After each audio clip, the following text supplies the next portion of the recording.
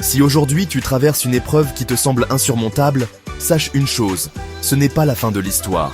Les moments les plus durs ne sont pas là pour te briser, mais pour révéler ta véritable force. Regarde autour de toi. Chaque grande personne, chaque succès, chaque parcours inspirant a été forgé dans l'adversité. La différence entre ceux qui s'effondrent et ceux qui renaissent, c'est leur capacité à transcender leurs épreuves grâce à des clés spirituelles. Ces clés, ce ne sont pas des solutions miracles qui vont effacer les difficultés comme par magie. Prépare-toi, car à la fin de cette vidéo, tu ne verras plus jamais les difficultés de la même manière. Tout commence par la foi. Et je ne parle pas seulement de foi religieuse, même si ça peut être une source de réconfort incroyable. Je parle d'une foi profonde en toi-même et en la vie. Cette petite voix intérieure qui te dit que même lorsque tout semble perdu, il y a toujours un chemin, toujours une lumière, même si elle est invisible sur le moment. Pense au bambou. Pendant 5 ans, il pousse sous terre, invisible. On pourrait croire qu'il ne se passe rien, qu'ils sont inactifs. Mais au 5e printemps, en quelques semaines seulement, ils grandissent de plusieurs mètres. Pourquoi? Parce qu'ils ont travaillé dans l'ombre, en silence. Leur force, elle s'est construite dans l'invisible. Il en est de même pour toi.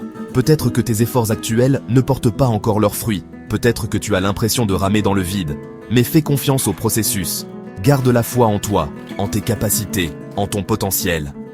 Continue d'avancer, un pas après l'autre. Car la vie teste toujours notre détermination avant de nous récompenser. Rappelle-toi que la croissance prend du temps, que la force se construit dans l'ombre. La souffrance, vous savez, elle vient souvent de notre résistance à ce qui est. On lutte, on refuse, on se dit que ça ne devrait pas arriver. Et pourtant, la réalité est là, implacable. On s'épuise à vouloir contrôler l'incontrôlable, à nager à contre-courant de la vie. L'acceptation, ce n'est pas se résigner, ce n'est pas baisser les bras, ce n'est pas dire « c'est comme ça, je n'y peux rien ». Non. L'acceptation, c'est une libération. C'est regarder la réalité en face, sans jugement, sans résistance. Imaginez que vous soyez dans une rivière. Si vous luttez contre le courant, vous allez vous épuiser, vous allez couler. Mais si vous acceptez le flot, si vous apprenez à nager avec, alors vous pourrez non seulement survivre, mais même profiter du voyage. Acceptez ce qui est, faites la paix avec votre présent.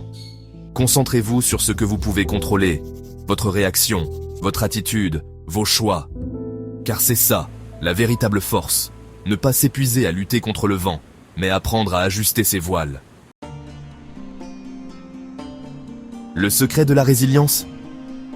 C'est une question que je me suis souvent posée. J'ai rencontré des gens qui avaient traversé des épreuves terribles, des épreuves qui auraient pu les briser. Et pourtant, ils étaient là, debout, forts, inspirants. Quel était leur secret? Pour beaucoup d'entre eux, la réponse était simple, la gratitude. Oui, vous avez bien entendu. La gratitude. Même dans la pire des tempêtes, il y a toujours quelque chose à apprécier. Le simple fait de respirer, d'avoir un toit, d'avoir des gens qui tiennent à vous, même si c'est une seule personne. Un jour, j'ai interviewé un ancien prisonnier de guerre. Il m'a raconté que ce qui l'avait sauvé, ce n'était pas la nourriture, ni la force physique, mais le fait de trouver, chaque jour, quelque chose pour lequel il pouvait être reconnaissant. S'il lui a pu le faire dans une situation aussi extrême, imaginez ce que la gratitude peut faire dans votre vie. Prenez l'habitude, chaque soir, de noter 3 choses pour lesquelles vous êtes reconnaissant. Vous verrez, petit à petit, votre regard va changer. Vous savez, on souffre souvent plus à cause de notre attachement qu'à cause de la situation elle-même. On s'accroche aux attentes, aux regrets, aux « et si ». On ressasse le passé, on anticipe le futur et on oublie de vivre le présent. On porte le poids du monde sur nos épaules, comme si on pouvait tout contrôler. Mais la vérité, c'est que la vie est imprévisible. Il y a des choses sur lesquelles on n'a aucun pouvoir. Et parfois, la plus grande force, c'est de lâcher prise. De lâcher ce besoin de tout contrôler, de tout comprendre. De lâcher les regrets du passé, les peurs du futur, et de s'ouvrir au moment présent. Regardez un oiseau. Il ne s'accroche pas à une branche par peur de tomber.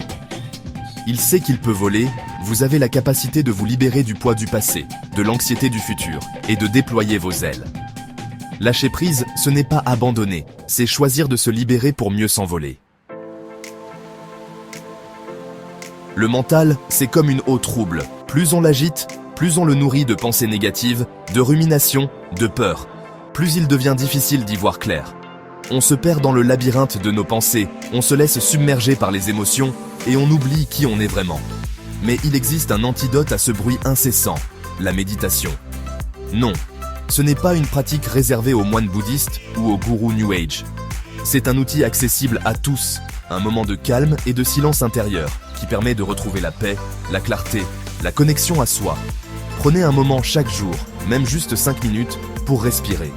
Asseyez-vous confortablement, fermez les yeux et observez votre respiration.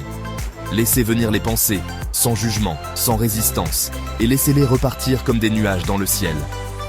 Reconnectez-vous au présent, aux sensations de votre corps, au bruit qui vous entoure, au goût de l'air que vous respirez. Parfois, les réponses viennent dans le silence, dans la quiétude de l'instant présent. Parfois, la meilleure façon de surmonter ses propres souffrances, c'est d'aider quelqu'un d'autre. De sortir de sa bulle, de son nombrilisme et de se mettre au service de quelque chose de plus grand que soi. De contribuer, à son échelle, à rendre le monde un peu meilleur. Se lever le matin en ayant un but plus grand que soi, une mission qui nous anime, change tout. Cela donne un sens à nos efforts, une direction à notre vie. Cela nous permet de relativiser nos problèmes, de voir les choses avec plus de recul et de puiser une force incroyable dans l'adversité. Regardez ceux qui traversent les plus grandes épreuves. Beaucoup d'entre eux ont transformé leur douleur en mission. Ils ont transformé leur épreuve en une force pour aider les autres, pour sensibiliser, pour faire avancer les choses. Vous pouvez faire pareil. Quelle que soit votre histoire, quelle que soit votre douleur, vous avez quelque chose d'unique à offrir au monde. Demandez-vous, comment puis-je utiliser mon expérience pour inspirer, aider, changer quelque chose autour de moi? Retiens ceci, la foi, l'acceptation, la gratitude, le lâcher-prise. La méditation et la connexion à un but plus grand sont des clés qui peuvent tout changer. Ce ne sont pas des solutions miracles, mais des bouées de sauvetage des phares dans la nuit des outils pour naviguer sur l'océan parfois tumultueux de la vie. Elles ne font pas disparaître les obstacles, mais elles te donnent la force de les traverser, la sagesse de les contourner et parfois même la grâce de les transformer en opportunités. Si cette vidéo t'a parlé, partage-la avec quelqu'un qui en a besoin. Laisse un commentaire.